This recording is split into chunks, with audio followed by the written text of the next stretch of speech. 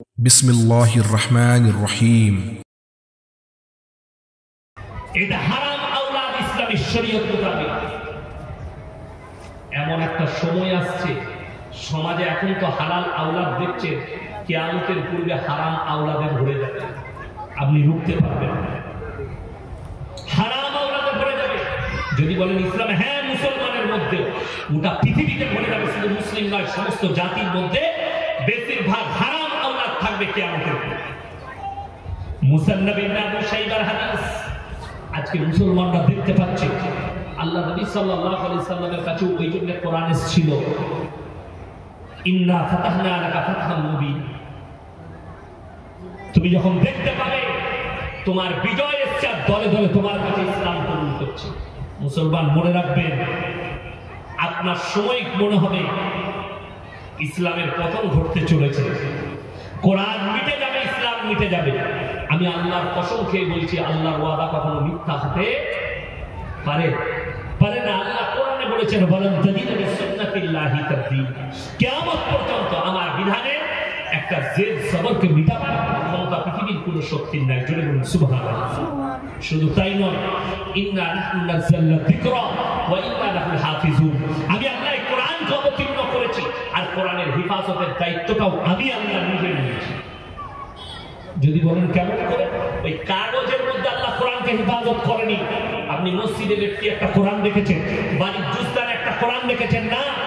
যদি আল্লাহ কোরআনকে হেফাজত করেছে, পৃথিবীর যতগুলো কোরআন আছে, বেঈমান কাফের ইহুদি নাসারাদিকে চ্যালেঞ্জ, সমস্ত কোরআনকে জ্বালিয়ে দাও।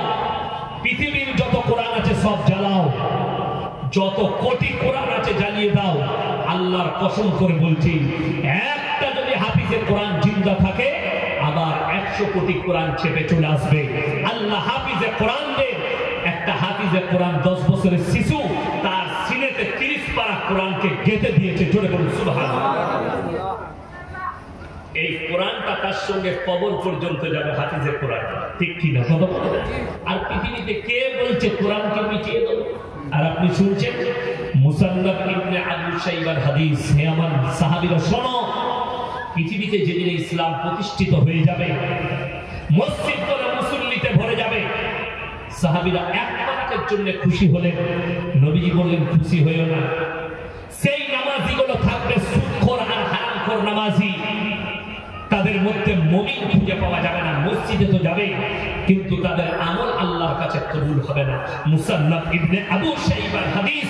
রাসূল আকরাম সাল্লাল্লাহু আলাইহি সাল্লামের দাড়ি মুবারক ভিজে গেল, চোখ দিয়ে পানি এলো। সেই যুগে গোটা পৃথিবীতে ইসলাম তো প্রতিষ্ঠিত হবে, মসজিদগুলো তো নামাজিতে ভরে যাবে, কিন্তু সুদখোর আর হারামখোর নামাজি থাকবে, একটাও ভালো নামাজি থাকবে, মুমিন থাকবে না। আপনি চিন্তা করুন, সময় আছে আপনার কাছে।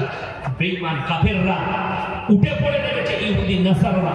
তার মানে মুসলমানের কাছে 1 জানুয়ারি আসতো, মুসলমানের কাছে 25শে ডিসেম্বর আসতো, মুসলমানের কাছে জন্মদিন আসতো। উলামারা আছে, জিজ্ঞেস করুন, কোরআনে স্পষ্ট আছে, গায়রিল মাগদুবি আলাইহিম ওয়ালাদ দাল্লিন। মাগদুব মানে ইহুদি আর দাল্লিন মানে নাসারা। এই দুটো দলই পদভ্রষ্ট। আল্লাহ নিজে বললেন, তাফসীরের মধ্যে আছে, এবং এদের যারা অনুসারী হবে তারাও পদভ্রষ্ট হয়ে যাবে। এটা কোরআন সূরা ফাতিহার শেষ আয়াত। তারাও পদভ্রষ্ট হবে। আমার বন্ধুগণ, আমার ভাই, আপনি ভেবে দেখুন, আপনি তো ওই দলে করছেন কি? আপনার সন্তান 1 জানুয়ারি পালন করছে, পদভ্রষ্ট। আপনি যদি নামাজি হন, আপনি আপনার সন্তানকে 25শে ডিসেম্বর পালন করার জন্য টাকা দিয়েছেন, কেক কেনার জন্য টাকা দিয়েছেন। শুধু আপনার সন্তান নয়, তার সঙ্গে আপনিও পদভ্রষ্ট। আপনি যদি তাহাজ্জুদ পূজার হন, তারপরেও আপনি পদভ্রষ্ট। যেহেতু আপনি ইহুদি নাসারাদের কালচারকে আখলাক করেছেন, নিজের করেছেন। আপনি আগে খোঁজ নিলেন না কোন নবী, আল্লাহর হাবিব সাল্লাল্লাহু আলাইহি সাল্লাম জিন্দেগিতে কোনদিন তিনি কি এই কাজ করেছেন? তিনি কি 25শে ডিসেম্বর পালন করেছেন? আল্লাহর নবী সাহাবীরা কেউ করেছেন? 4 জন প্রসিদ্ধ ইমাম, ইমাম আবু হানিফা রাহিমাহুল্লাহ, ইমাম শাফি, ইমাম মালিক, ইমাম হাম্বল, এই 4 জন কি তারা নিজেদের জিন্দেগিতে কোনদিন এই কাজ করেছে? করেনি। তাহলে আপনি কি করে করলেন? আপনার মসজিদের ইমাম করেনি, আপনার কোনো হুজুর করেনি, আপনি কি করে করলেন এই কাজ? আপনি নিজেকে প্রশ্ন করবেন না।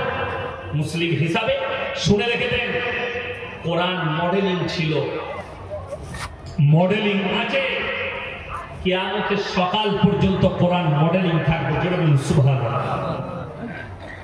যারা মনে করছে, আমি দেখলাম একজন রাজনীতিবিদ পশ্চিমবাংলার, তার নাম আমি উচ্চারণ করব না, তিনি খুব খারাপ কথা বলেছেন যে সরকারের উচিত এই কোরআনকে ব্যান করে কোরআনকে মডিফাই করা। জোরে বলুন নাউজুবিল্লাহ। তোমার আগে উত্তরপ্রদেশে একজন মুসলিমদের ছেলে, যার নাম ওয়াসিম রিজভী, এখন ধর্ম পরিবর্তন করেছে। সেও সুপ্রিম কোর্টে 28টা আয়াতের উপরে কেস ঠুকেছিল, তাকে পাগল আখ্যা দিয়ে ব্যান করা হয়েছিল। যে ডিসমিস করো, এটা পাগল। কোরআনের 28টা আয়াতের উপরে কেস ঠুকেছিল। কেন? এখানে বলা হয়েছে মুসলিমরা জিহাদের কথা বলা হয়েছে, অন্য ধর্মের মানুষকে হত্যা করে দাও। কেউ যদি ব্যাখ্যাকারী শিক্ষিত লোক থাকে, আমার সঙ্গে যে কোনো জায়গায় বসতে পারে, ইনশাল্লাহ আমি যাব, কোরআনের তাফসীর তাশকাল নিয়ে যাব। যদি বলেন বাংলা শিক্ষিত, আমি বাংলাটাই নিয়ে যাব। আপনি খালি প্রমাণ করাবেন কোন জায়গায় লেখা আছে যে তোমরা অমুসলিম দিকে কেটে ফেলিয়ে। যদি এটাই সত্য, এটা যদি সত্য হতো, ভারতের 700 বছরের উপরে রাজত্ব করেছে মোগল সাম্রাজ্য, তাহলে ভারতবর্ষে হিন্দুদের অস্তিত্ব খুঁজে পাওয়া যেত না। যদি এটাই সত্য হতো, যেদিন নবীজি মক্কা বিজয় করেছেন, সেদিনে মক্কায় রক্তর গঙ্গা বইছে। নবীজির উপরে বেঈমান কাফেররা যে বুলডোজার চালিয়েছিল, আল্লাহ নবী সাহাবীদের উপরে যে ডজার চলেছিল না। কোরআন আপনি পড়েন না, আজকে শুনে যান। যতগুলো মুসলিম ভাই আছে আর কোন অমুসলিম ভাই যদি আমার বয়ান শুনে থাকেন, আমি তাকে ওয়েলকাম জানাবো, স্বাগত জানাবো, সাদরে গ্রহণ করব। তিনাকে আমি শান্তির বার্তা দেবো আর বলবো কোরআনের আয়াতটা শুনে যান। ওয়ালা তাসুবুল্লাযীনা ইয়াদউনা মিন দুনিল্লাহি ফায়াসুবুল্লাহা আদওয়াম বিগাইরি ইলম। কোরআনের মারাত্মক নসিহত আল্লাহ। হে আমার বান্দারা, মুমিন ব্যক্তিরা, তোমরা তাদেরকে গালি দিও না যারা আল্লাহ ব্যতীত অপরের উপাসনা করে।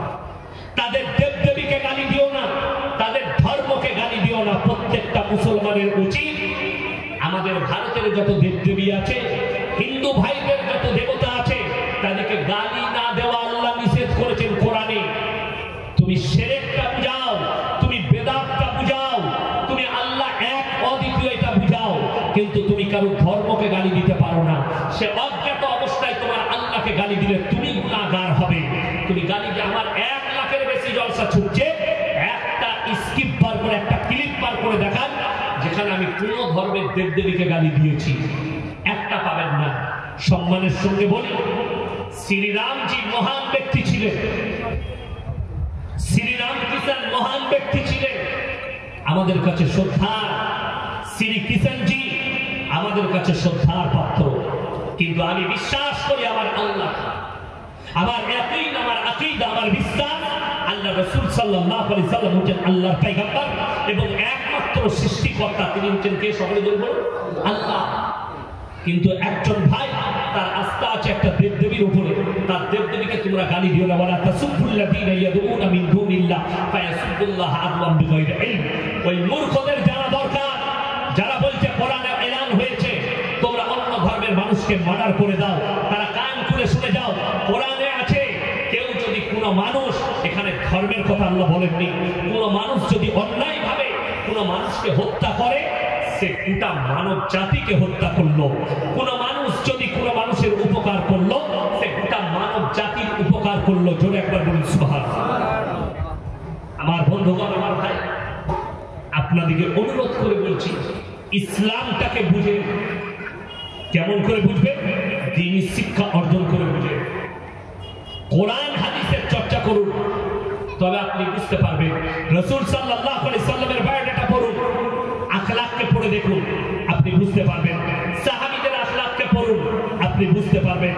সাহাবীরা ক্ষমা শিখিয়েছেন, দয়া শিখিয়েছেন।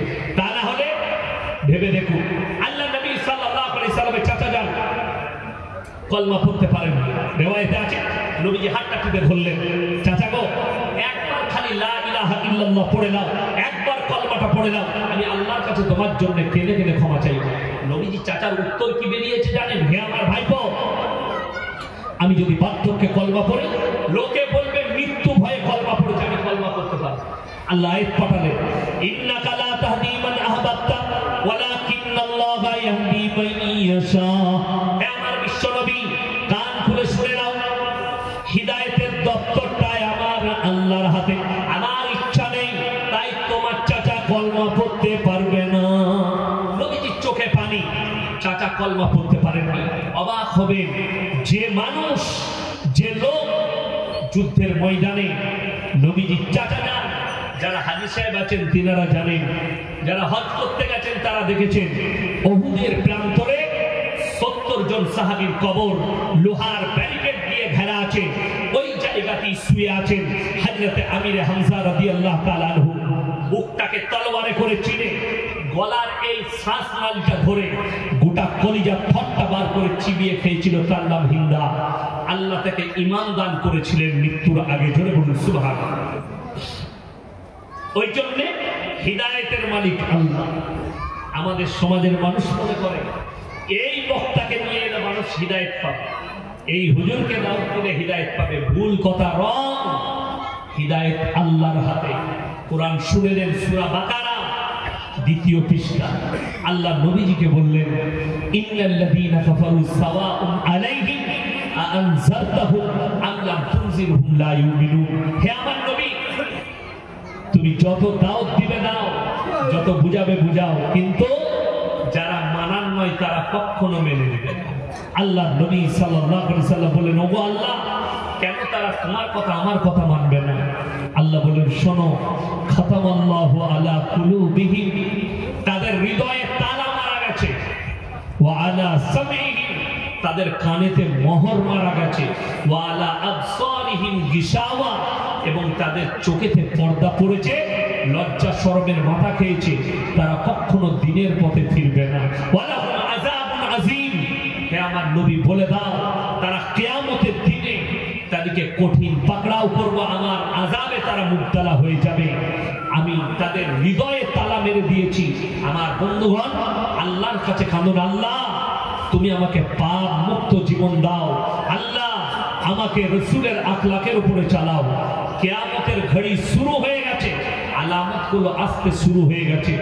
আলেমরা বুঝতে পারছে, যারা উলামা আছে তারা বুঝতে পারছে।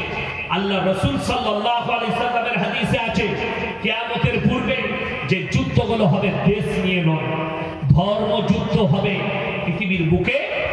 লাস্টে কিয়ামতের পূর্বে ধর্মযুদ্ধ হবে। আল্লাহ রাসূলের হাদিস, আমার উম্মত উম্মতিরা 73টা দলে বিভক্ত হয়ে পড়বে, এদের ফিরকা হবে 73টা। রাসূলের এই হাদিস সত্য। মুসলমানদের দল হবে 73টা। আপনি যদি বাংলাদেশে লক্ষ্য করেন, এখন বুঝতে পারবেন কতগুলো দল হাজির হয়েছে বাংলাদেশে, পৃথিবী জুড়ে কতগুলো দল বিস্তার পাচ্ছে, আপনি বুঝতে পারবেন এটা রাসূল সাল্লাল্লাহু আলাইহি সাল্লামের হাদিস। আখরি জামানায় আজকে যদি যুদ্ধ হচ্ছে, ইসরায়েলের সঙ্গে গাজা ফিলিস্তিনের যুদ্ধ, ইরান যুদ্ধে জড়িয়েছে, লেবানন যুদ্ধে জড়িয়েছে, গোটা মধ্যপ্রাচ্য যুদ্ধে জড়াবে। আখরি জামানায় 3য় বিশ্বযুদ্ধ হবে। আমার বন্ধুগণ, পৃথিবীতে 20 কোটি মুসলমানের প্রাণহানি হবে কিয়ামতের পূর্বে, এবং ইমাম মেহেদী আসার পূর্বে 20 কোটি মুসলমানের প্রাণহানি হবে। ইমাম মেহেদী আত্মপ্রকাশের পূর্বে। আমার ভাই, কান খুলে শুনে নেন, এই যে যুদ্ধটা শুরু হয়েছে ইসরায়েল আর ফিলিস্তিন গাজা, এটা কোনো সম্পদের জন্য নয়, এটা আল আকসা মসজিদের জন্য যুদ্ধ হচ্ছে। ইসরায়েল বলছে আল আকসা আমার, ফিলিস্তিন বলছে আমাদের। যুদ্ধটা এইটা নিয়ে আমরা 1 ইঞ্চি ছাড়বো না। এরা বলছে ওটাকে আমরা ডুবো না, ওটাই নিয়ে থাকবো। ধর্মযুদ্ধ শুরু হয়েছে ইহুদির সঙ্গে মুসলিমের। গোটা পৃথিবীতে ধর্মযুদ্ধ হবে। রাসূল সাল্লাল্লাহু আলাইহি ওয়াসাল্লাম আখরি জামানায় যখন পৃথিবীর বুকে বেঈমান কাফেররা বিস্তার লাভ করবে, তাদের সর্বপ্রথম হাতিয়ার থাকবে হারাম আওলাদ। মুসলমানদের ঈমানগুলো হারাবে হারাম আওলাদের দ্বারা। লাস্টে যখন তারা বুঝতে পারবে আমাদের কাছে হারাম আওলাদ এসছে, পৃথিবীতে ইমাম মেহেদীর আত্মপ্রকাশ পাবে। সিরিয়াতে দামেস্কের মসজিদে আসরের নামাজে আল্লাহ আল্লাহ তাআলা নামাবেন হযরত ঈসা মাসীহকে, তখন দাজ্জালের অভিবাদ চলবে। এখন তো কিছুই নয়, দু চারটা আশ্চর্য জিনিস দেখে আপনি পাগল হচ্ছেন। কোন বেঈমান, কোন জাদুঘর তারা আশ্চর্য জিনিস দেখাচ্ছে, কেউ কুণ্ডলি বলে দিচ্ছে, কেউ আপনার বায়োডাটা বলে দিচ্ছে, আপনি পাগল হয়ে যাচ্ছেন। আমাদের হুজুররা তো জানে না, আমাদের মৌলবীরা তো জানে না, এদের কাছে আধ্যাত্মিক জ্ঞান আছে আর আশ্চর্য জিনিস। আরে শুনে নাও, এগুলো তো সব ছোট ছোট দাজ্জাল, এখনো বড় দাজ্জাল আসা বাকি আছে। বড় দাজ্জাল যখন আসবে, তোমার চোখের সামনে মৃতকে জীবিত করে দিবে, বিনা মেঘে বৃষ্টি বর্ষণ করবে, জমিন থেকে সবজি তুলে দেখিয়ে দিবে, তোমার চোখের সামনে সবজি বড় হয়ে যাবে, বীজ লাগবে না, কোনো কিচ্ছু লাগবে না, সেখানে ইশারা করবে, সবজি উঠে যাবে। তখন তোমার ঈমানটা কোথায় রাখবে? তখন বহু পৃথিবীর মুসলমান ঈমান হারাবে। যখন ঈসা মাসীহ তাকে হত্যা করবে, তারপরে পৃথিবীতে 40 বছর জীবনযাপন করবেন হযরত ঈসা মাসীহ। 7 বছর জীবনযাপন শান্তিপূর্ণ, পৃথিবীতে একটা শান্তির বার্তা থাকবে। 7 বছর পরে পৃথিবীতে আবার যুদ্ধ স্টার্ট হবে এবং বড় বড় আলামতগুলো আসতে শুরু করবে, আর কিয়ামত সংগঠিত হবে। বড় বড় আলামতগুলো হাদিসে বলা হয়েছে, কেউ কি তারিখ দেওয়া হয়নি, এই দিনে আসবে। আল্লাহ রাসূল সাল্লাল্লাহু আলাইহি সাল্লাম হাদিস বর্ণনা করলেন, বড় আলামত হলো হয় একদিনই সব ফুটে উঠতে পারে, নাহলে কয়েকদিনের ভিতরে ফুটে উঠে কিয়ামত সংগঠিত হয়ে যাবে। আমার বন্ধুগণ, হারাম আওলাদ গুলো কিভাবে প্রমোট হবে?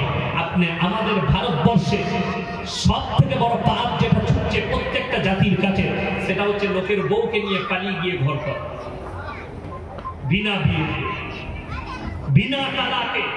এই পাপ আমাদের জাতির কাছে ভারতবর্ষে ছুটছে। কেমন করে? আপনি কি মৌলবীকে জিজ্ঞেস করেছেন?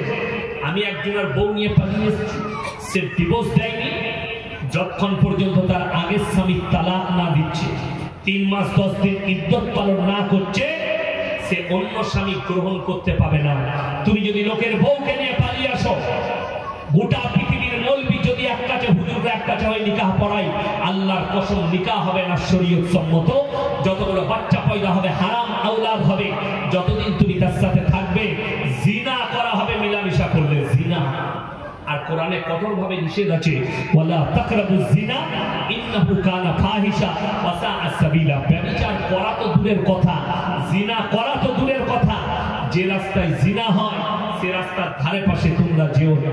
আশ্চর্যের বিষয়, হুগলি ডিস্ট্রিক্টের ছেলে লোকের বউকে নিয়ে পালিয়ে গিয়ে বর্ধমান টাউনে ঘর ভাড়া দিয়ে বাস করছে। বর্তমানের ছেলে লোকের বউকে নিয়ে পালিয়েছে হরিপাল বাজারে ঘর ভাড়া নিয়ে বাস করছে, কিন্তু প্রতিবাদ করার কেউ নেই। আমরা মনে করি এর মধ্যে ইমানদার লোক কেউ নেই। খোঁজ নিয়ে দেখুন লোকের বউ।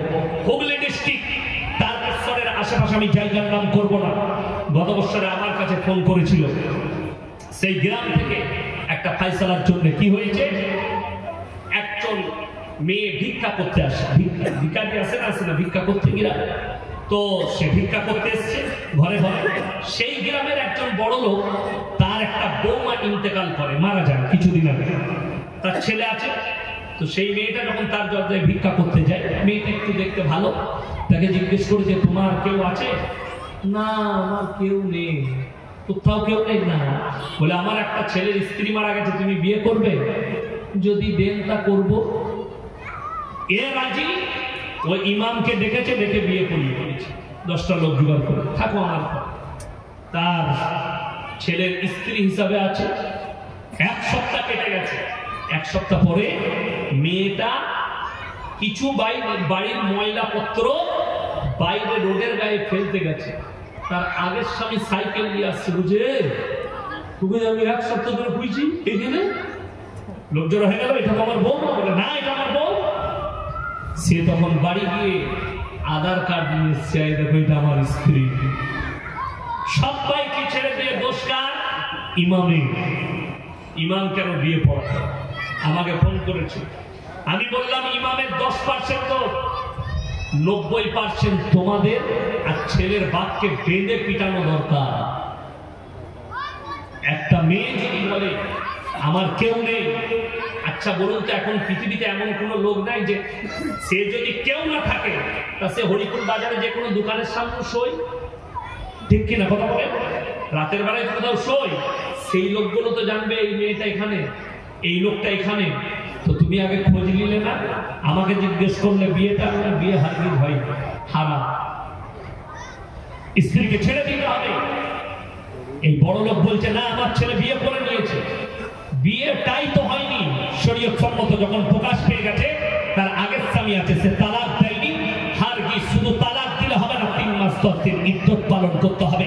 মুসলমান আজকে আলেমটিকে অনুসরণ না করা, রাসূলের আখলাককে অনুসরণ না করার কারণে এইভাবে বহু হারাম কাজ চলছে আর হারাম হয়। আমার হুগলি ডিস্ট্রিক্টের এক বন্ধু আছে এক জায়গায়, সুরাটে থাকে, বিয়েটাও হুগলি ডিস্ট্রিক্টে হয়েছিল। লকডাউনের সময় বাড়িতে, মায়ের বাড়িতে বউকে রেখে গেছে, বউ অন্য ছেলের সাথে পালিয়ে গেছে। আমার কাছে ফোন করলো এই হয়েছে। সেই মেয়ে আমি খবর পেয়েছি বীরভূম ডিস্ট্রিক্টে আছে কোথাও ঘর ভাড়া, আমি জায়গার নাম বলবো, সেই লোকের সাথে আছে। আমি বললাম জিনা করা হচ্ছে, জিনা হারাম আওলাদ হবে, যদিও আওলাদ হয়। বলুন এই মেয়ের ফ্যামিলি, মা বাপ, এরা কি জান্নাত পাবে? কনফার্ম জাহান্নামে যাবে।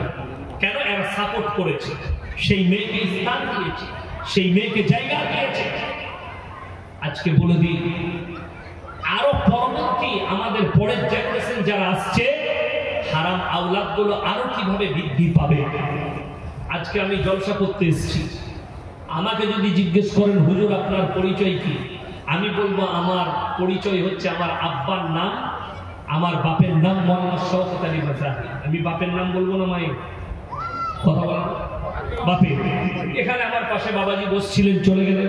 আমি যদি ওনাকে জিজ্ঞেস করি কিংবা এখানে কোনো বাবাজিকে জিজ্ঞেস করি যে আপনাদের পরিচয় কি, মায়ের নাম বলবে না বাপের? বাবা যদি মারা যায় তাও বলে আমি মৃত মুখের ছেলে, বলে না? বলে না? আপনাদের এখানে ছাগল আছে না? আছে। ছাগলের ছানা হলে কাঁটার ছানা বলে না? ছাগলের কথা বলে না? ছাগলের।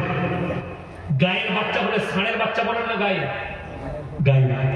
সোনার পানি দিয়ে দেখার মতো কথা। এই ভাষাটা আমার হৃদয়ে গাঁথুন। আল্লাহ তাআলা ইনসানের যে পরিচয় ঘটিয়েছে ওটা বাপের দ্বারা, আর জানোয়ারের পরিচয় ঘটিয়েছে মায়ের দ্বারা। এরপর চলুন এটা ভেঙে আলোচনা করছি। ইসলামে 4টা বিয়ে করা পুরুষের জন্য জায়েজ আছে, আছে না? কটা? 4টা। অনেক অমুসলিম ভাই হয়তো জানে না, ভেতরে না ঢুকে যারা অশিক্ষিত তারা মনে করে মুসলমানরা 4টা করে বউ রাখে। এখানে 4টা বউ কারা আছে? হাত তুলবেন, কথা বলে।